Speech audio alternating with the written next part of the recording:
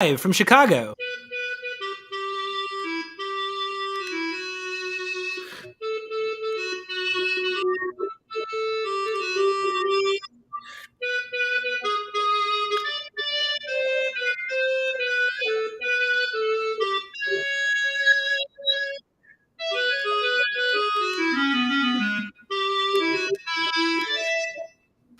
I'm your host, Chris Bogue, and this is my show on LinkedIn Live, where I have conversations with cool people who will help you work more creatively.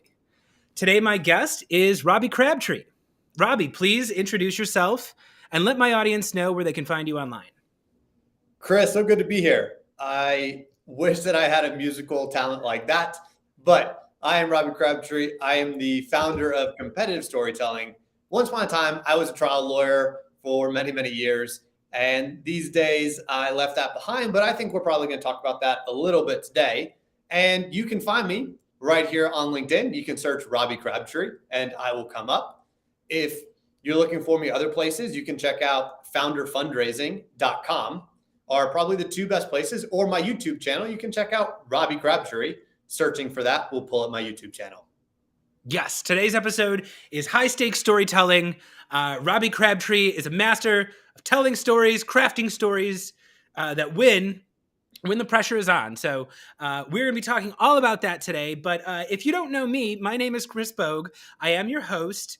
And you can find me on LinkedIn too. I coach people to create mercifully short video content. Some of that's for sales, some of it's content marketing, some of it's funny, some of it's not. But it's all short, it's all strategic, and it's all designed for professionals. So you can find me at chrisbogue.io. But the easiest way to find my content is to go on LinkedIn and ring my bell. So again, I'm a content creator, posting new content all the time. Follow me on LinkedIn for the best content. And also check out today's sponsors. So we have two sponsors for today. Today is sponsored by Allego and Enable Minutes. So Allego is an all-in-one sales enablement training platform for your teams. It does everything conversational intelligence and training all in one simplified workspace. And Enable Minutes. You can follow Enable Minutes online. They post great LinkedIn content.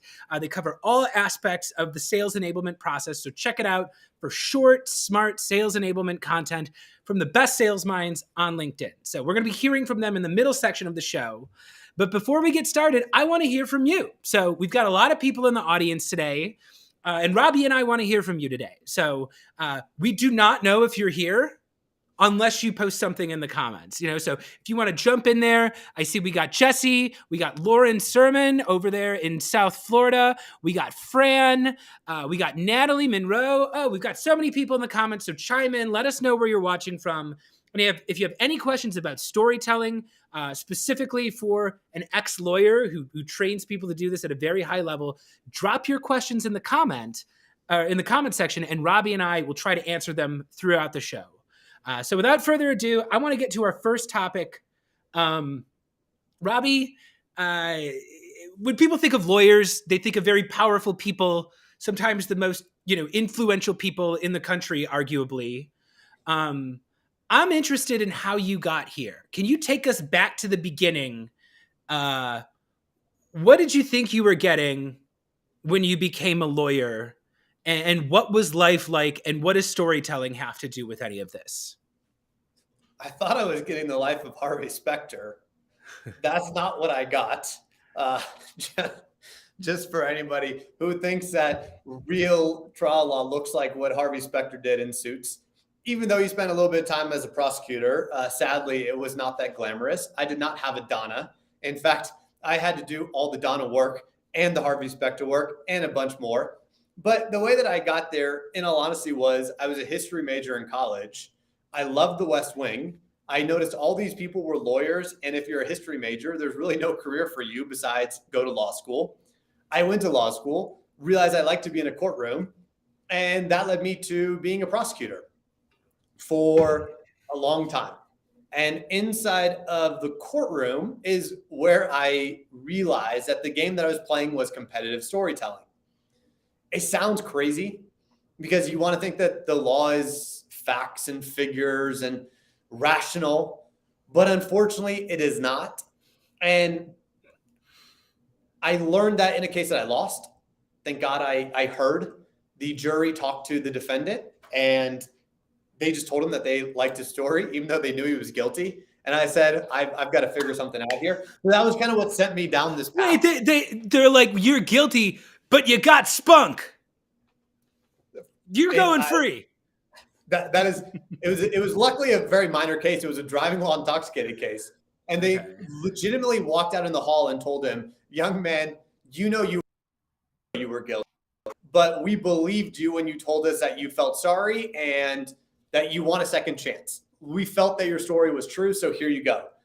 And I was a young, cocky prosecutor. I was very unhappy with this statement by the jury, but it didn't change the fact that at the end of the day, I needed to learn from it and improve on it. So that's ultimately where I started this storytelling journey, if you will.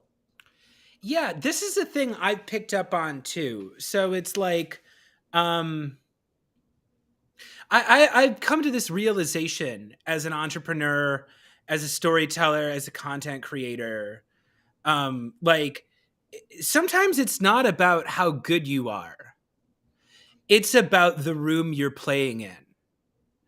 And sometimes you could have an amazing performance, but you are in a room where you cannot win. And my thing is all about, okay, well, if you're an entrepreneur, go find a room where you can win it. But yeah, watching, like, I get frustrated. I don't follow the news anymore. I don't watch the law. I don't watch these court cases play out because, one, I have no control over them. But two, it seems a lot about like who's on the jury, who is in the judge, or who the judge is. You're right that it's not necessarily about the law. So what is it? What is all the fancy language and, Greek and statues and pomp and circumstance? What are we doing in those rooms that decide justice if it's not a precise, logical, mathematical process? What is actually going on here? This is why I call it competitive storytelling, because two sides are standing up and telling two different stories of what happened. And the goal of the jury is to figure out which one do I believe more. Now, the thing as a criminal prosecutor is my burden of proof, the fancy way of saying how much someone needs to believe I'm right, was what they call beyond a reasonable doubt. A lot of people probably heard that term. It's the highest level that we're supposed to get to. So I had to lead my jury to feel so strongly that there was no way that I could possibly be wrong in my story that they would vote for me. And so I always thought about it as, how do I plant the seeds and then empower my to feel like the verdict themselves, even though I know I was the person who led them down that path. And so it's a lot of combining that strategy piece and thinking chess moves ahead, while also wrapping it in a story. So there's the human element and there's the emotional piece, plus leaning into all of the crazy persuasion and influence tactics that we have. Things like reciprocity, things like consistency, things like consensus, and really leaning into a lot of those dynamics and understanding that a trial was actually one big performance with lots of little pieces. And each piece needed to knock the next domino over to get to the final domino. That is so interesting. I love that you use the word performance, because that's really what I hone in on. I was a sketch comedian. I was an improviser. I've done stand-up comedy. I've done a lot of stuff on stage. And yeah, I was doing sales for about 10 years. And the more I noticed it, and like, apologies to any RevOps people in the audience, I'm just going to piss you off right now. Sales teams like to focus a lot on numbers, and if you do X amount of number of this percentage of this is going to happen this amount of time. And like, there's value in that. I have to track my own sales activities too. But let's be honest, what happens at the end of the day is you work like hell to get the big performance, and you're going to go and you got to appeal to your audience, and you're either going to win them over or not, and what I would see happening in that room, specifically when things went off script, or they didn't go the way the seller anticipated they would, like, staying in the moment, keeping them on that journey with you, keeping in control of the conversation is so important. And yeah, that's kind of why I'm doing my thing too, where it's like, if you can do that, someone else can figure out the numbers, but it's actually really hard to go up there and convince a group of people who might be skeptical of you. So can you talk about, I guess you can talk about this as an entrepreneur too, but I'm also curious from like the jury standpoint, or like performing in front of juries and stuff. Like, how did you deal with people who were skeptical of you, or skeptical of your, the person you were representing, and their side of the case? Well, first off, they're always skeptical of me, and they're always skeptical of the case, because the cases I was dealing on were very awful cases. So think violent felonies, things like robberies and murder cases. And then the last 2 years really of my career was focused on child abuse cases. And people come into the courtroom skeptical of, there's no way that somebody would actually do that to a child, right? There's no way this could happen. And then it was, especially in child abuse, the reality of child abuse cases is the child says one thing and the defendant says something different. And that's the entirety of the case. So people were already skeptical because they just had to take the word of a child that this thing really happened. So when we think about how do we help somebody to get past that skepticism, right? We have to understand what the audience is looking for, in my case, the jury, to start building trust with me. And this starts from day one. Like, how do I show up? Demeanor? What level of confidence am I putting out there? What kind of analogies am I using for them? Do I make them feel safe? There's all these different pieces that you're thinking through to help the jury feel like they can trust me. So I'm making promises to them, promises that I know I can keep. So when I keep them, I can. Sorry, say that again, Chris. Like what? Like a promise. Like I make a promise, like I'm going to be able to bring you scientific evidence that's going to help you understand how this could actually happen. Got it. Okay. And then I would bring that, right? Where I would say, hey, I'm going to be honest with you. Like I will not be able to bring you the murder weapon. That's not going to be a part of this case. I'm not going to try to hide that fact. You're going to know that ahead of time.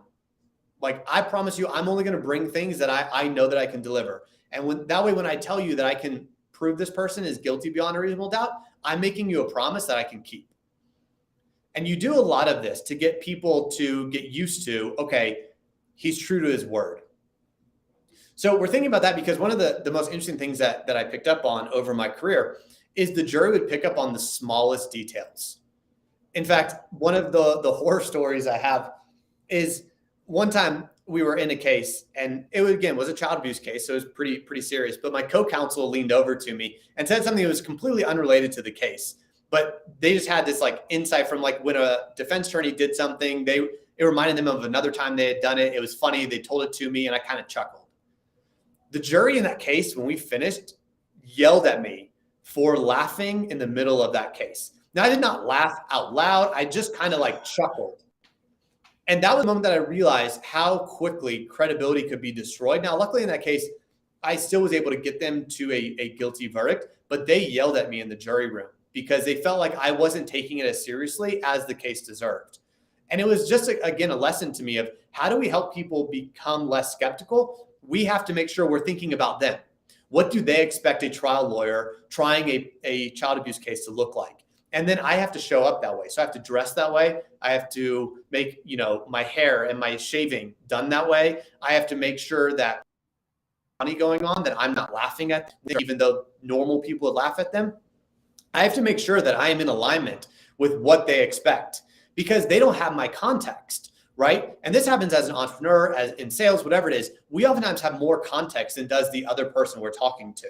So sometimes we take things for granted. And I had to learn, always put myself in the mind of my audience. And as a juror member, even though I had tried 90, 95 cases, by the time I was trying child abuse cases, I ended my career with 102.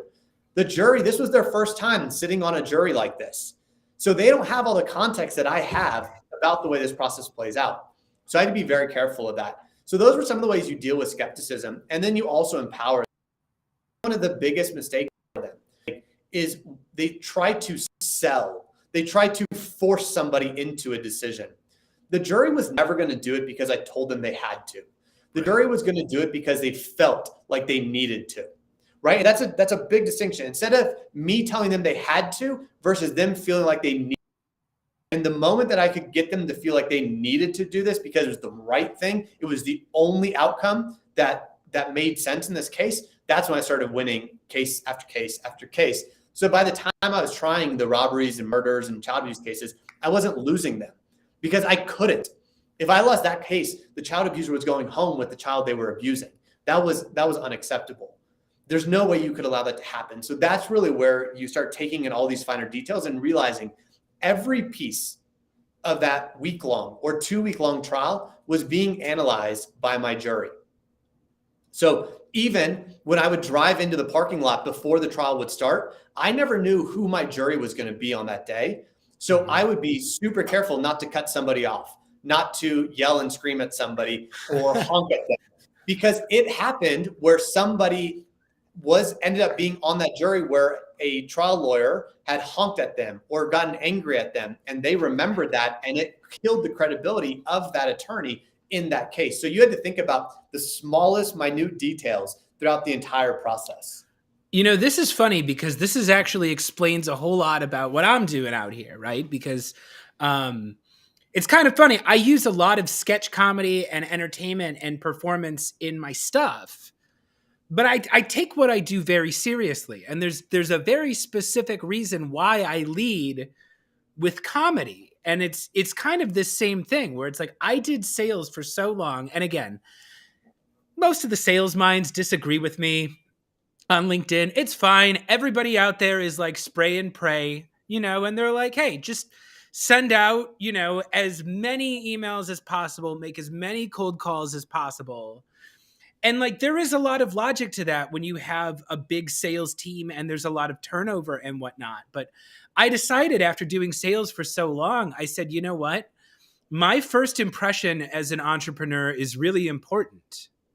And I don't want the first impression of me to be a needy, pushy, aggressive version of myself that's asking for something from my audience. So many sellers go in and the first thing they do is they insult you. They say, hey, you probably don't know how to run your business. So like, give me, 30 minutes of time so I can sell you. What I'm doing is I'm giving them the first taste of me is something fun. It's something educational. It's something informational. Even if it is a completely bonkers comedy sketch, and anyone in the audience who knows my stuff knows I do a lot of those, it'll be a crazy situation, but you watch it for 5 seconds and there's something familiar about it. I'm speaking the language of sellers. I'm talking about cold calling and SDRs and content marketing and tech stacks, and I'm using all the same professional vernacular that they are. They are seeing me in a situation. Oftentimes, I'm throwing myself in a comic situation where I'm in a very bad situation. I'm a desperate cold caller and someone's being mean to me or something like that. But it's all just to show them like, hey, I understand what you're going through. I'm not coming in here as an outsider who's judging you. I'm offering you something different because I understand the challenges you have. And I know it's very frustrating and there are more delightful, simpler ways to do sales, but so much of it is, I am hyper aware of what the audience thinks I am. And I have to show up as what they want me to be, not like what they're afraid I might be. Yeah. It's almost like address almost the elephant in the room in some ways, is getting out in front of it. And it kind of goes back to the example where in these cases, I would tell the jury, you're not going to see the murder weapon. Like, I don't have it. And that sense of almost dealing with it at the front end of just being transparent gives that audience member a lot more faith and trust in you, where then they can buy into the rest of what you're saying. Because it's not like I'm not here trying to bullshit you. I'm here. Sorry, I know we're live on LinkedIn. I'm not sure if I'm allowed to say that. But we can say shit here. There are no children on LinkedIn. We could say all our favorite swear words here. Okay. Well, there we go. So anyways, that's oftentimes how I like to think about it. And it reminds me, there's that great scene in 8 Mile where Eminem is going to rap Papa Doc in the finals. And he starts off the entire thing saying everything negative that Papa Doc could say about him. And then he goes into his rhymes. And when Papa Doc finally gets the mic to go, he has nothing left to say. And that's what so much of great argumentation, presenting, debate, discussion, selling, storytelling really is being able to preempt the objections and thinking through them and minimizing their strength by getting out in front and saying, like, I don't have the answer to that, or I don't have that thing. I'm just bringing you the real version to me. You can like it, you can dislike it. I don't really care, but at least you know. Well, and it's controlling the situation. It's like, if you're going to deal with bad news, if I'm going to break bad news to the audience, I would rather me tell them than the party that's opposed to me, And it seems like what you're doing there with the law and stuff. It's like, hey, you know what? You're going to get hit with this no matter what. This is a liability for your case no matter what. If they hear it from you, you've got some control over how that's going to land emotionally on them. You can, if you play it off like it's not a big deal, suddenly it's not a huge revelation when your opponent drops on you that you don't have the murder weapon. Like you can control their expectations. And yeah, that is so much about what sales is to me too, where it's just like, where you're not going to be good, where your downfalls are. Can you still have control over the message regardless of like whether that particular aspect is good for you or not? Can it be part of the narrative that you control? It's one of my favorite things. Being a trial lawyer, people ask to break down like the OJ case or things like that. And I love doing that because the prosecutor lost that case in the first 2 minutes of the trial. And the reason I say this is I would tell people this. So I also coached the trial team, law school.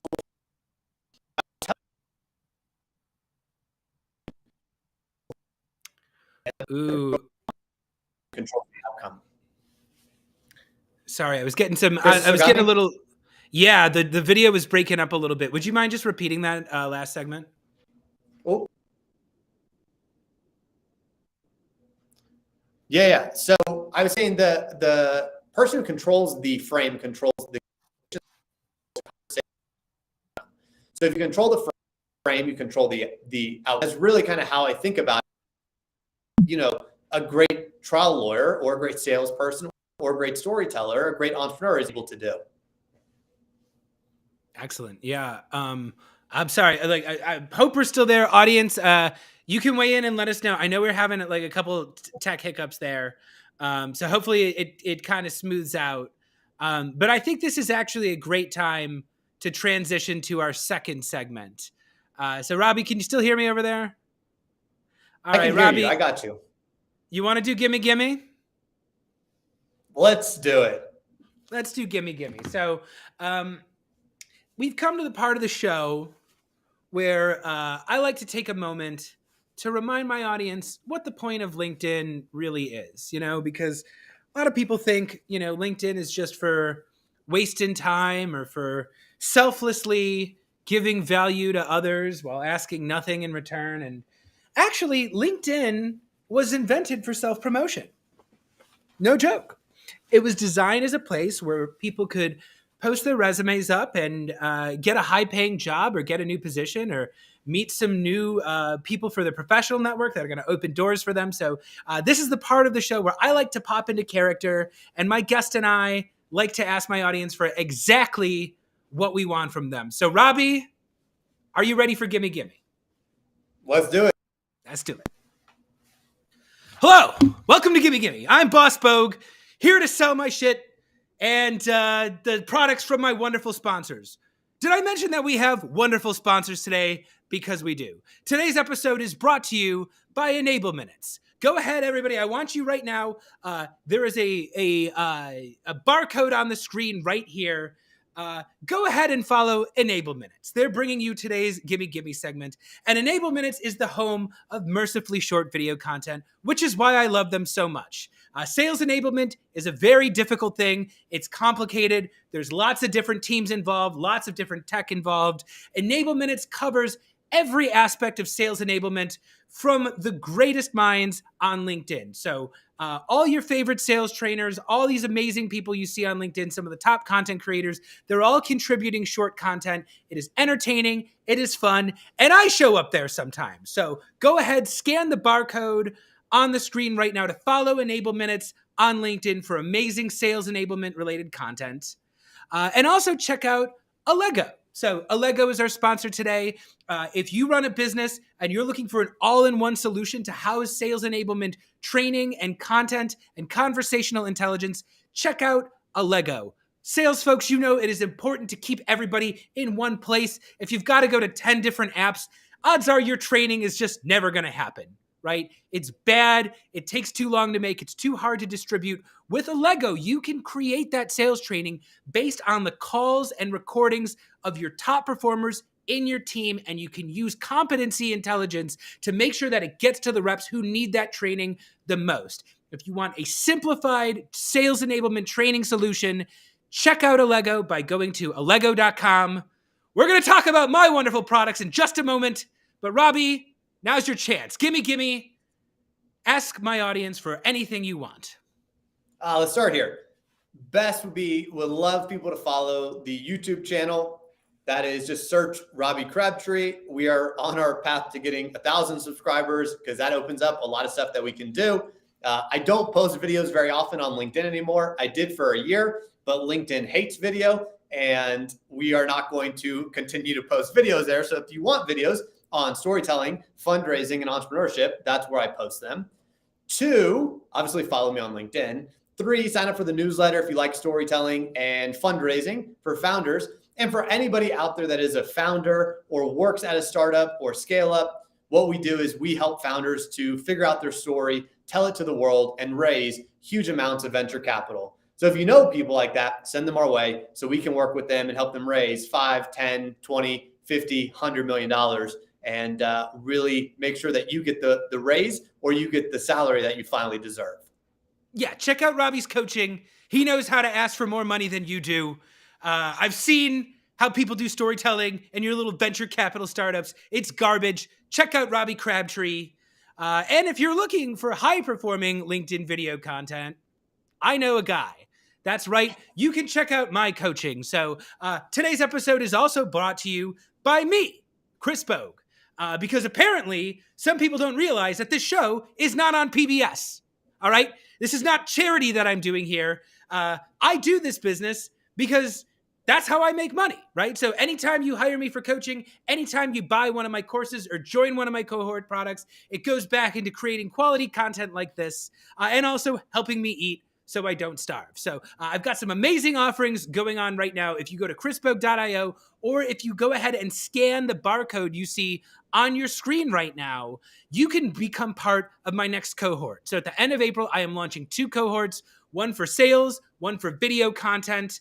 The spots are limited. We have 3 different tiers. Bronze tier starts at $99. Silver tier, you're getting direct coaching as part of the cohort. And the gold tier is one-on-one coaching. So if you want to make content, it is hard to get started. It is much easier when you have a supportive group, when you have weekly accountability, when you're having help and you're having support and feedback every week. You can get that by joining the cohort at chrisbogue.io. And we are going to check out an infomercial from my course very soon. But Robbie, one more chance. Do you have anything else you want to ask from my audience today?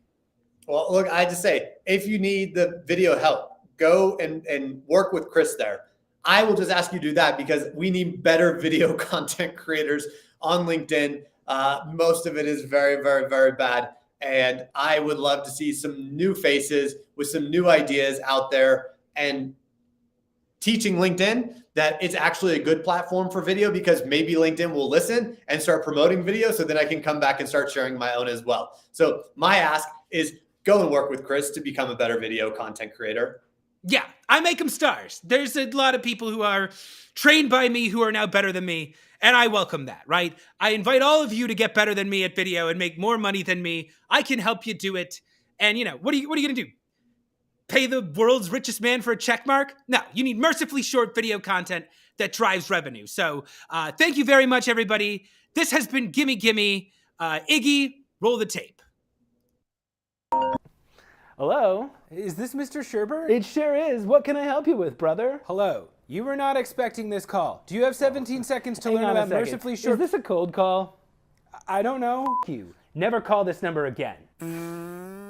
Oh no! Another unsuccessful cold call. You probably don't have time to fuck off. I got a quota to hit. Are you spending hours every week cold calling and cold emailing but not seeing results? There's gotta be a better way. Introducing the complete guide to selling on video. Whether you're new to sales or a President's Club member, this fast and fun course will teach you to efficiently create short, customized videos that get results. The complete guide to selling on video is not sold in stores. Visit chrisbogue.io and use promo code GIMMEGIMME to take $50 off while supplies last. Don't delay. Get noticed today.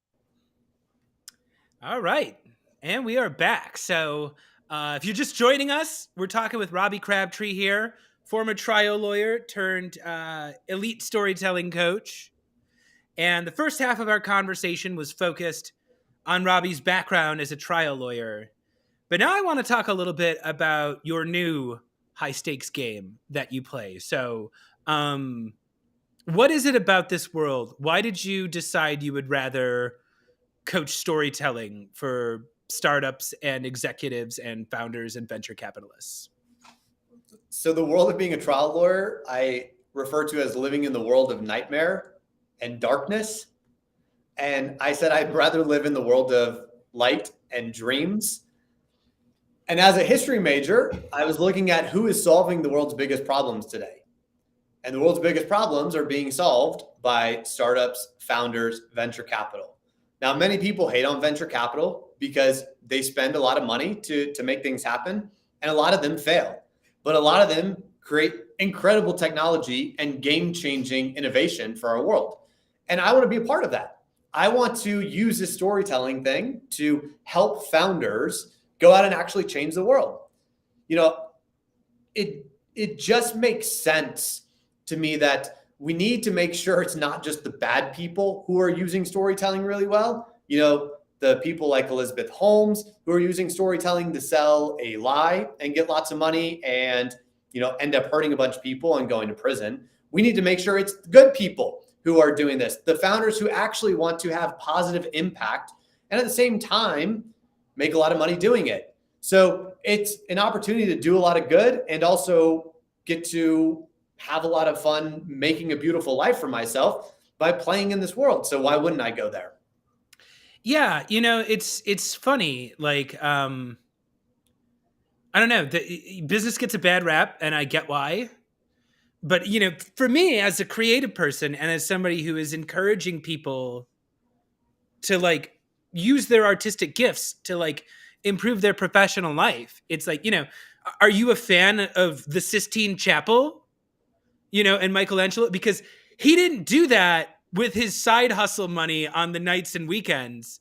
Like that was rich people paying for him to be able to do that, you know? And I didn't grow up rich. Like I just didn't, but I actually discovered doing sales, and I did a lot of my sales. I dealt with the university system. So I was selling to PhDs. I was selling to these really slow moving institutions that are oftentimes very egotistical and very much have kind of like an air of superiority about them. Like, yeah, I discovered a lot of this is just people just trying to figure out a problem, you know? And in my case, it was like, I was selling to these universities in the middle of COVID. So all of a sudden, all their best laid plans went awry. Even at the Ivy League level, even at elite private schools, they didn't know how to get their students to learn anymore. They didn't know how to interact with them anymore. And I realized that this video connection was going to be very important, you know, and it's funny in that, you know, you're talking about venture capitalists and in some cases, people who are throwing around 10 or $20 million. And I know I'm going to get hate for this too, because I don't even believe it as I'm saying it, but in a weird way, sometimes it's more egalitarian in this world. Like it doesn't matter if somebody has an Ivy League degree and way more money than me. If I go tell a more compelling story on LinkedIn, I can get more attention. I can grow a bigger audience. I can find my people. And if I'm talking about what they care about and I'm giving them solutions to their problems, they're not looking through my past to find ways to invalidate me. They're like, oh, that actually sounds like this guy might understand my problems, you know? So tell me about the adjustment. What was it like in the early days? Being like, okay, I'm not going to have my fancy lawyer salary anymore. Doing a startup. Start my own startup. What kind of transition was that like in terms of lifestyle?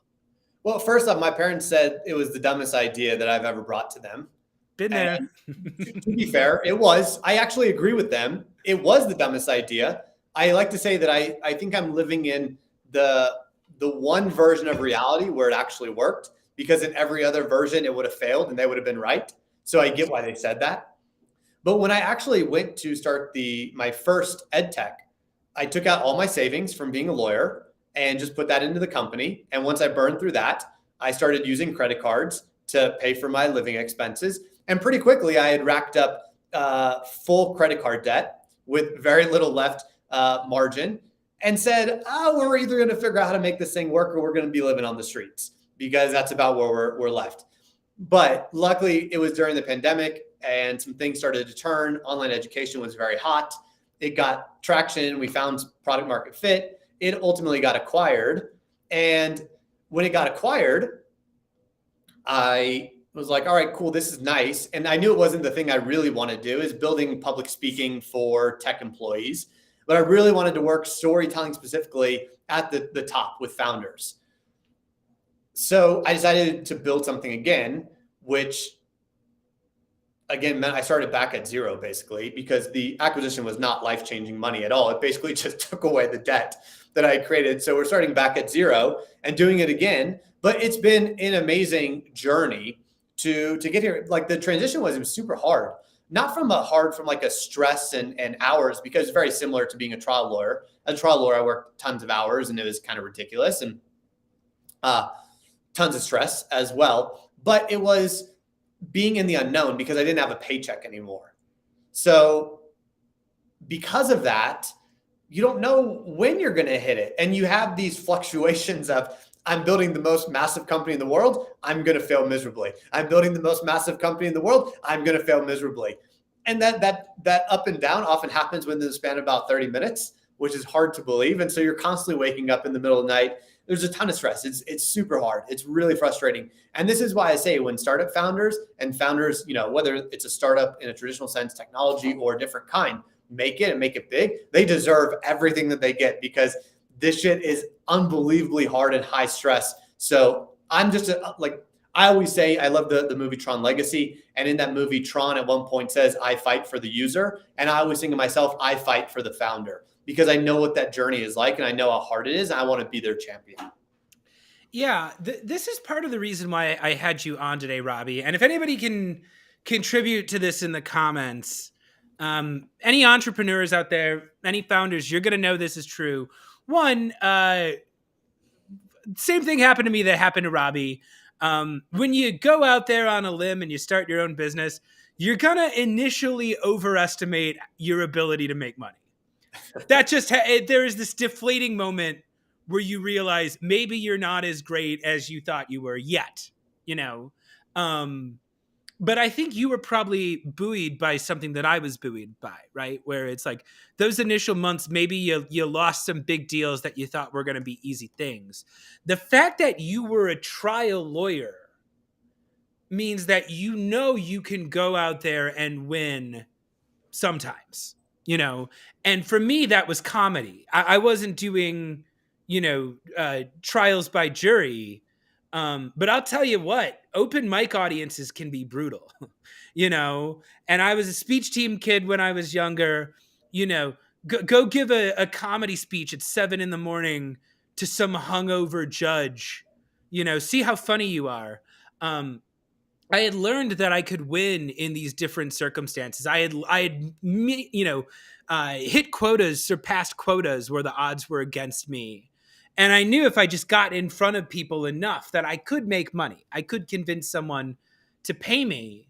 but I didn't really discover what I was made of until I went out there without a net, until I went out there and failed where there was no one to pick me up. There was no money coming in. I fell into debt. I made mistakes. And for me, all that did was make me funnier.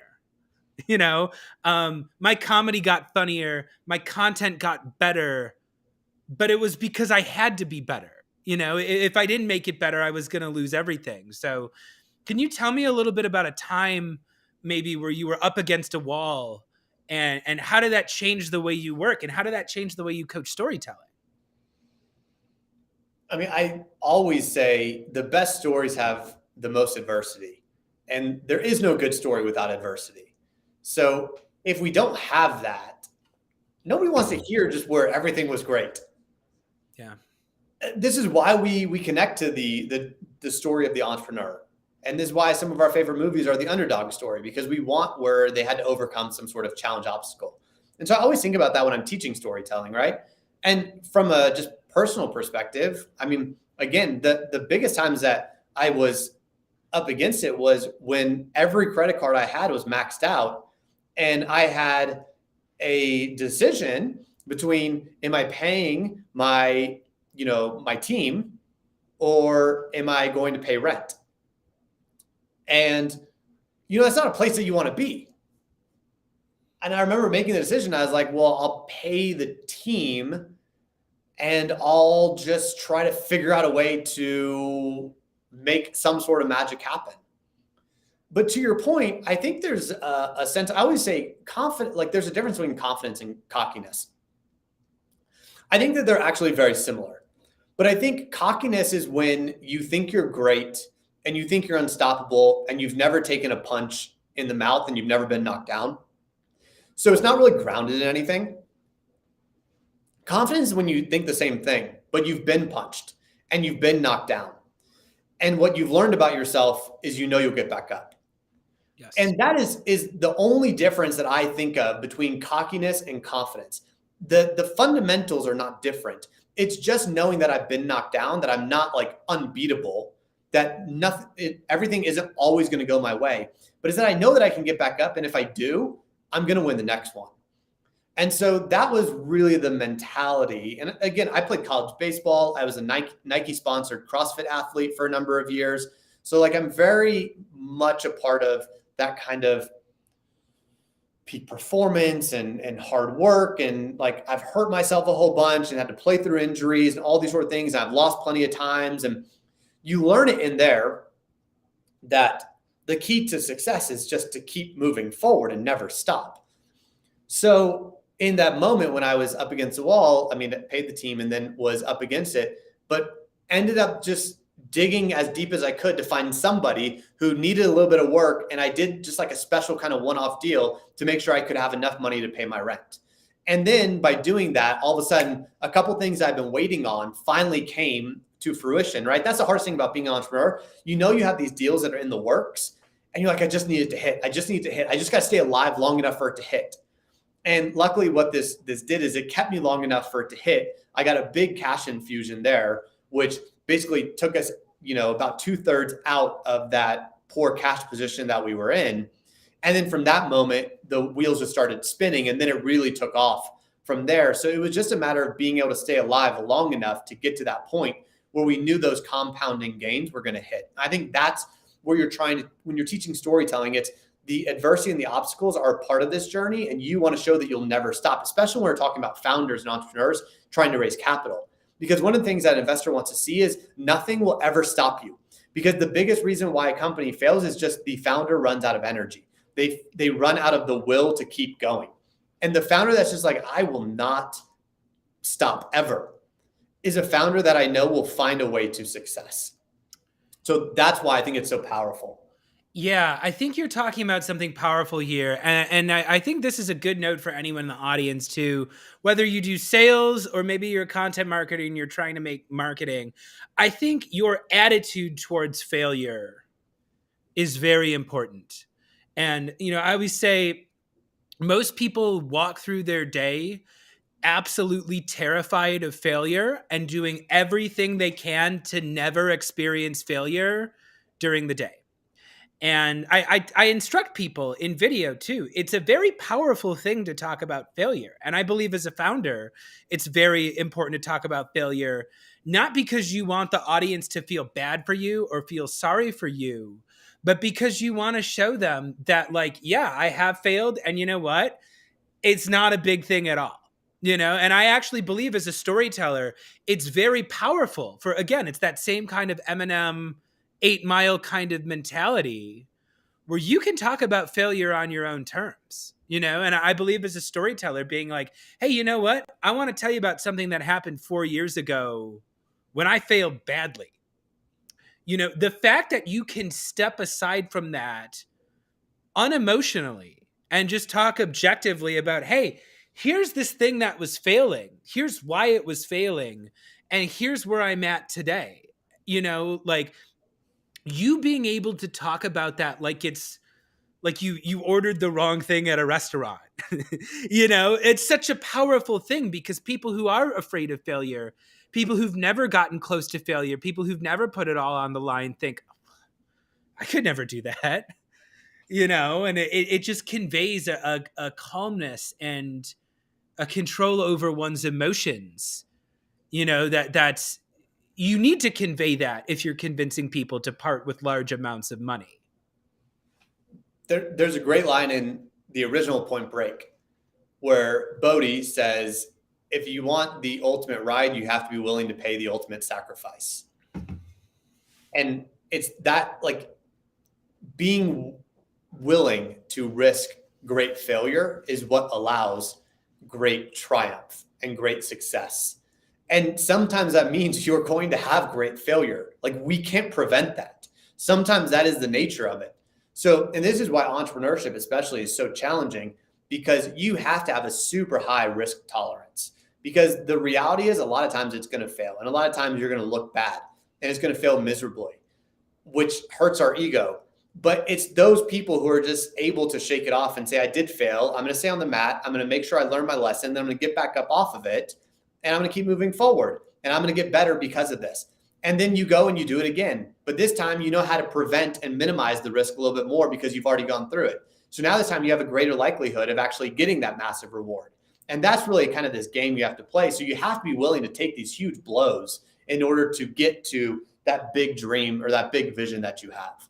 Okay, I'm going to put you on the spot here. I don't want to embarrass you, but we do this professionally, so whatever. What about the not giant failures? What about the teensy tiny failures? What I mean by that is I do a lot of stuff. So I'll do sketch comedy. I'll be playing instruments. I'm playing an instrument after not having played for 15 years. Part of my shtick is I'm learning as I go because I'm trying to show my audience that oftentimes there's no penalty for failure. Yeah. If I go and I mess up my little electric clarinet solo at the beginning of my show, you know what happens? Nothing. The LinkedIn police does not come arrest me because I'm not a professional enough musician. The audience doesn't care. So on the one hand, I hear what you're saying about the big failure and the big gambles. On the other hand, I have seen you making videos where you're wearing like basketball shorts and just kind of like chilling with the audience. So can you tell me a little bit more about that, about this aspect of like the flip side of the fear of colossal failure, which is you can actually just be kind of normal and there's actually you're not going to face a penalty for being, quote, unprofessional.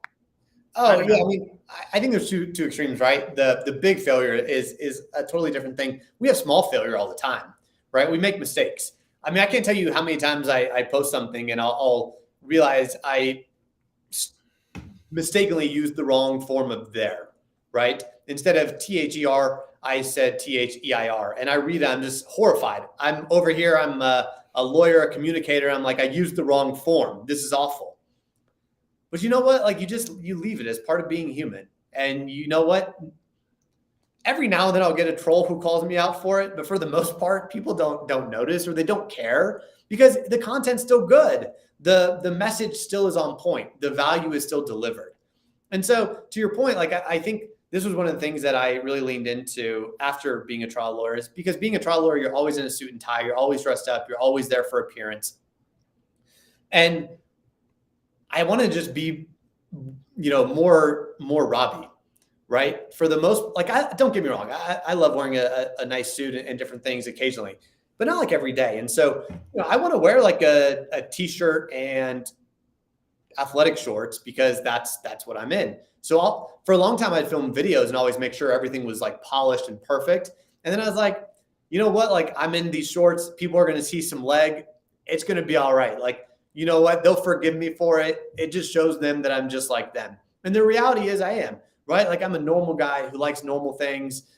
I like the same stuff that most people like. I make the same mistakes. I sometimes am inconsiderate. I sometimes am too short with people. Sometimes I, make stupid mistakes that I shouldn't make. And it's okay, right? Like people, it makes us real. There's actually really fascinating studies around this when it comes to like magicians make purposeful mistakes in their sets.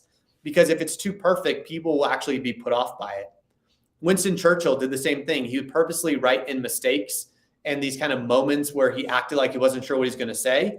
So it felt more authentic. Now, I'm not saying that you need to fake it, but I'm just saying that there is actual science behind people connecting to imperfections. In fact, I had a YouTube video the other day saying the only perfect story is one that's imperfect. Yeah, I would tend to agree. I would tend to agree. And I think consciously a lot about, it is my belief that on video, and like, again, I've got very much a style where like, I had this vibe. I was doing shows at Chicago's Second City. Shows like that are different than a Broadway show. Yeah. Broadway, the audience is up here or the audience is down here and the performer is like up here towering above them, literally sometimes suspended from complicated flying devices from the ceiling. Improv, you are right there in the audience. And I always say, if you've never done improv before, if you want a guaranteed laugh, if you want to guarantee surprise the audience and get a huge reaction, the easiest thing you can do is go sit down in the audience. Start a scene, walk off the stage and pull up a chair and go sit down with the audience and start doing a scene in the middle of the audience. It blows their minds, right? And I'm listening to the things you're saying today, Robbie. And to me, it sounds like when you're being a trial lawyer, you've kind of got to put yourself on a different pedestal of the audience. You're not saying to them, I'm exactly like you. You have to present yourself as a person who has specialized understanding of the law that they don't have. And sometimes I need to do that as a storyteller. I call this the Batman dilemma. When you're prospecting somebody and you're trying to sell them, I don't know if this has any merit or if you think like this at all, but the question I ask myself is, which one of us is Batman here? Do they want me to be Batman or do they want to be Batman? If they want me to be Batman, I have to go out there as a more confident, more professional version of myself and say, hey, if somebody who wants me to be Batman is somebody who's like, hey, I don't know what I'm doing. I'm nervous on camera. I don't know how to get started. I don't know if this is going to work. In that situation, they need me to play the hero, So I need to come in there and say, hey, I do this all the time. I've helped other people do this successfully. You don't need to worry about anything. I'm going to take care of you. Now, if I'm selling to a VP of sales, I don't know if anybody's ever met a VP of sales. They're not exactly like dying for someone to teach them to be confident. They are very confident people. They are Batman. They think of themselves as the person in charge who's already saving the city, who's already doing the work, who's already better and smarter and more trained than everybody else. So I'm not going to out Batman them, In that case, I'm going to come in there more as like Robin. You know, hey, you're supposed to be out there saving the world. Why are you wasting your time on these little piddling thugs, in the streets? Why don't you you bring me in? I'll take care of the small stuff and we'll have you out there saving the world. But yeah, oftentimes I have found that like I need to be conscious. Does my audience want that heightened professional or do they want someone who's more like them? And when I'm doing the cohort coaching, oftentimes I will let them in on and say, hey, you know what? If you're nervous, I still get nervous too. It's fine. It's okay. And yeah, sometimes the move is not trying to show up as better and smarter than your audience. Sometimes you just got to show up like someone they might interact with in their day. Well, I always think about this. We have a persona, right? We have an individual, but I have multiple parts of my individual, right? So I can go into that trial lawyer mode if I need to, but I also can go into surfer Robbie mode, and I can go into loves, fantasy and sci-fi Robbie mode, and I can go into family Robbie mode, and I can go into all the different pieces of who Robbie is are all authentic to Robbie, but I know when I need to lean into each one in different ways. So sometimes it's 100% trial lawyer, and sometimes it's only 25% trial lawyer. And that changes the way that I speak, the presence that I have, the tone I use, the words I use, all of these different things. Even the way that I tell stories is different depending on what I'm looking at. So to your point, I think we have a wide range of people that we are, and we can lean into different versions depending on what the other person needs from us. I'm so glad, unfortunately we're here at the end of our time, but I'm so glad you ended on that because I think that is the absolute perfect note to end on because you're right. It's not about who you are or who you aren't. You are who you are and you can't control that. People contain multitudes. With professional storytelling, it's really, who does the audience need you to be today? So, Robbie Crabtree, absolutely amazing to have you on the show. Would you mind just telling my audience one more time if they want to consume your content or if they want to check out competitive storytelling, if they're a founder, venture capitalist, or somebody who's just interested in telling more effective stories, where can they find you? Obviously on LinkedIn, you can follow me. I post virtually every day. You can of course hit the bell if you want to make sure not to miss, because the LinkedIn algorithm, who knows whatever goes on with that. Maybe it'll work. So you might not see it for 3 months, and you'll wonder, where's Robbie been? Robbie's been posting every day for 3 months. So feel free to do that. You can also check out the YouTube, which is at Robbie Crabtree. You can check out the newsletter, which is linked on my profile as well on LinkedIn. And finally, if you're looking for help as a venture-backed founder, or you want your founder, CEO to go through this work and be better at it or run workshops for them, you can check out founderfundraising.com, where you can actually reach out to us and we can see if it's a good fit to, dive in deeper. But those are all the places. I appreciate all of this, Chris. It's been great being here, and hopefully some people got some good insight into this and can take the world of a trial lawyer and start using it in their daily lives. Excellent. Yes. Go follow Robbie Crabtree. Super amazing guy, super amazing storyteller. And also one more time, don't forget to check out our sponsors today, Enable Minutes. So once again, there is the QR code. Scan it. It is amazing stuff. You will see me occasionally pop up in there, but also people who are way the hell better than me at sales. They've got some truly amazing minds creating content for Enable Minutes. So check it out. Check out my courses. Everything you need is at chrisbogue.io. And also feel free to check out previous episodes. So these episodes do eventually make it onto my podcast, Chris Sells His Soul, which you can listen to on anywhere you get podcasts from. Spotify, Stitcher, Apple Podcasts, Google Podcasts.